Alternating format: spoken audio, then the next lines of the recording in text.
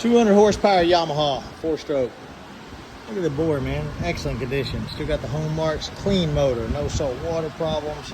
Water jacket's clear, but the motor's losing power.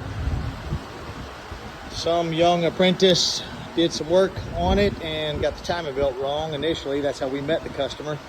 The engine wouldn't run right. We found the timing belt was a couple of teeth off.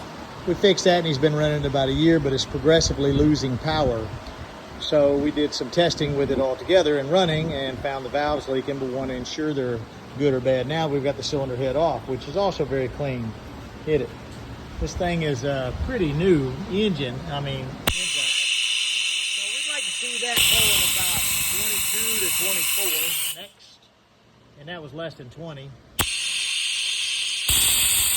That's less than 20. That's less than 20.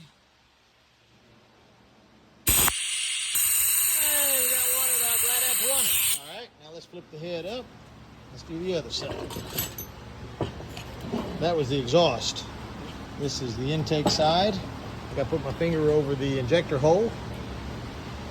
That's my finger you're smashing. You don't have to. You're killing me. Right there.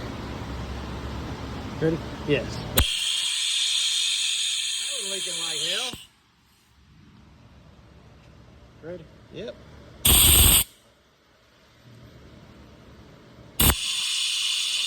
Hey, almost 20. That's terrible, man. You got your tool crooked. I know. Just push straight down. I'm trying not to hit your finger. It's the first time using it. Hey, look at that. We got one at 20. A little over 20. Like 21. Ready? Yeah. So basically, every valve in this head is leaking. Every single valve. That's a shame. I wonder why. Anyway, we're going to send this thing off to the machine shop. They're going to regrind these valves and seats. We're going to put some new seals in it, resurface it, and put it back on. I hope he gets all his power back.